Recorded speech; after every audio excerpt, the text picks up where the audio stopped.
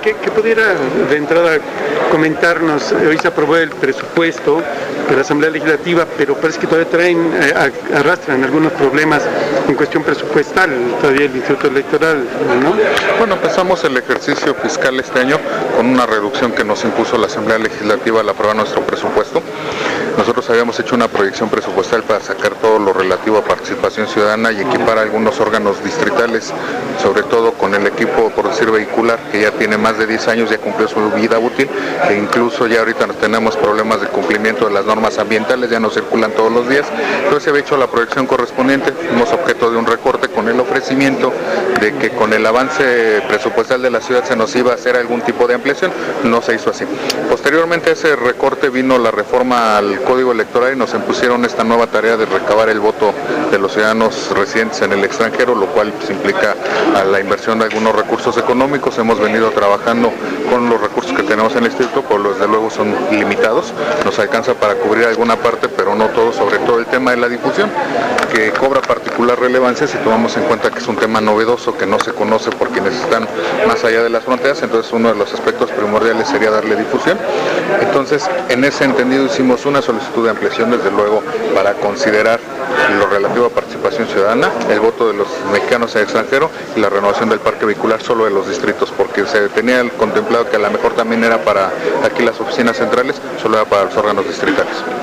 Pero no se les ha autorizado, por ejemplo, no para difusión. Autorizado, inclusive hace aproximadamente 3 semanas enviamos un nuevo oficio a la Secretaría de Finanzas apelando a su sensibilidad para efecto de que se nos diera una respuesta. No hemos recibido todavía ninguna. ¿Y qué tanto los mete también en problemas el hecho de que viene la segunda consulta sobre presupuesto participativo? Pues mucho, porque lamentablemente es un tema que también no ha tenido la difusión necesaria, y entonces aquí venimos a hacer un balance entre los resultados que se obtienen y lo que se ha invertido sobre esa consulta, ¿no? Es un tema que es novedoso también, la ciudad no estaba acostumbrada a este tipo de ejercicios de participación en democracia directa.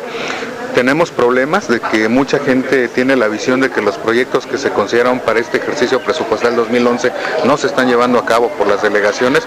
Entonces, pues son elementos que demeritan la participación ciudadana e incluso inhiben que se tenga un número importante de votantes, ¿no? Y ahora que se aprobó ya estos 1.800 millones para el próximo año, ¿qué expectativas hay de que pudiera haber recortes o que se les respete el monto? Bueno, nosotros en principio nuestra expectativa es que el proyecto tal y como ha sido aprobado por el Consejo General se haga llegar a la Asamblea Legislativa, que evitemos la práctica como nos sucedió en la ocasión anterior, de que la Secretaría de Finanzas antes de remitirlo a la Asamblea Legislativa ya le había hecho un ajuste, le había reducido la cantidad presupuestal.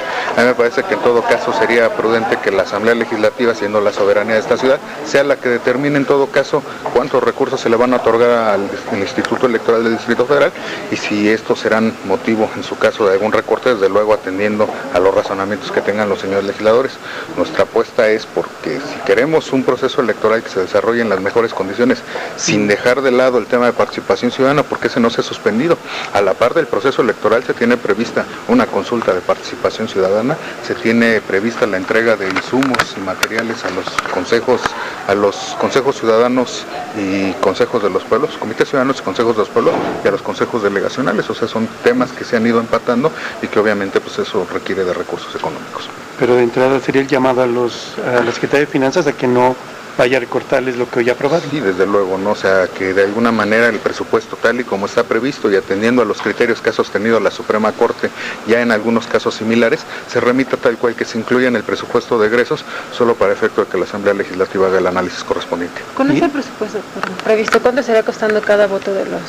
No, es muy relativo. Voy a hacer el ejercicio en este momento porque necesitamos primero tener una definición, hoy mismo se comentaba, sobre todo ya no tenemos una integración del listado nominal, se tendrá hasta que cierre el Instituto Electoral en la inscripción correspondiente del listado, que será el 15 de enero del año 2012, desde luego ver el número de votantes, pero no todo el recurso es para el voto constitucional, van incluidas las prerrogativas de los partidos políticos.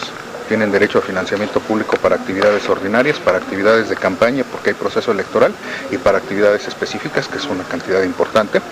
Y además va incluida alguna consideración para participación ciudadana. Inclusive nosotros omitimos hacer la previsión sobre algún proyecto legislativo que está por lo menos señalado en la Asamblea, en el sentido de otorgarle una cantidad de recursos económicos como apoyo a los integrantes de los comités, lo cual elevaría considerablemente la proyección presupuestaria. Pero con base en la experiencia, ¿cuál sería el...? No, la verdad es que en este momento sería muy difícil. Las variables en los procesos electorales de los últimos años dejan que ha aumentado el nivel de abstencionismo, por lo menos eso fue lo que dejó el proceso electoral del año del Estado de México, que recién se celebró en julio pasado, y hoy día no me atrevería yo a hacer una proyección de ese tipo. Yo preferiría esperarme a que concluya el proceso para más o menos hacer el señalamiento correspondiente. Consejero, también en días recientes, Alejandro Camacho, que es el vocero de la mayoría perredista allá en la Asamblea, dijo que los primeros a los que se les aplicaría un recorte de ese necesario es a los autónomos. ¿Cuál sería el llamado a la mayoría perredista? Que hagan la valoración de todos los rubros que incluye el presupuesto y de la justificación que se acompaña. Desde luego nosotros vamos a buscar los acercamientos con la Asamblea para intercambiar puntos de vista, aclarar las dudas que se tengan y que finalmente la decisión que se tome sea debidamente sustentada. Creo que no es a priori decir que a quienes se va a recortar y a quienes no.